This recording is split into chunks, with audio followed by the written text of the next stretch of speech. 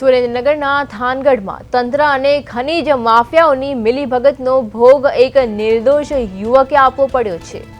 ગેરકાયદેસર રીતે ખોદાયેલી ખાણમાં પાણી ભરાતા તેમાં ડૂબી જવાથી અજય રાઠોડ નામના યુવકનું મોત નીપજ્યું છે।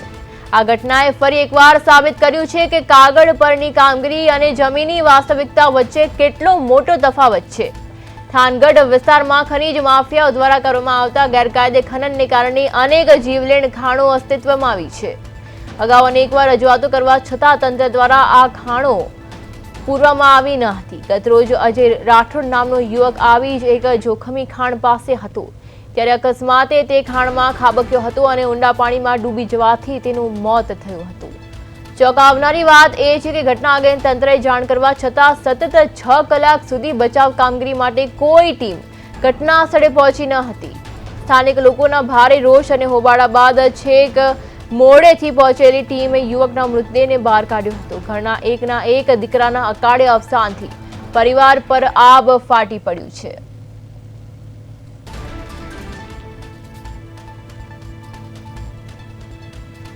આ સાથે આપણે સંવાદદાતા જિગ્નેશ પંડ્યા જોડાઈ ગયા છે। જી જિગ્નેશ, થાનગઢમાં ગેરકાયદેસર ખાણમાં યુવકનું મોત નીપજ્યું છે, શું કહેશો વધુમાં? જી ચોક્કસ સુરેન્દ્રનગર જિલ્લાના થાનગઢમાં અનેકવાર આવા બનાવો બનતા હોય છે અને ગેરકાયદેસર મોટા પ્રમાણમાં ત્યાં ગેરકાયદેસર ખનન માટે મોટી મોટી ખાણો ખોદી દેવામાં આવી છે અને તેમાં ચોમાસું વરસાદ જે આવે તેના પાણી પણ એમાં ભરાઈ રહે છે।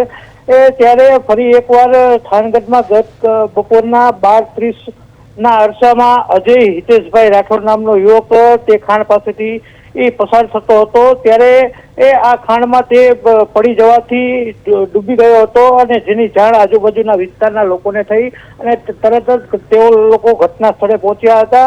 મજૂરી કામ કરતો આ યુવક પોતાના મજૂરી કામે જઈ રહ્યો હતો ત્યારે આ દુર્ઘટના ઘટી હતી અને પરિવારનો એકનો એક દીકરો છે ત્યારે પરિવાર ઉપર આભ ફાટી પડ્યું છે।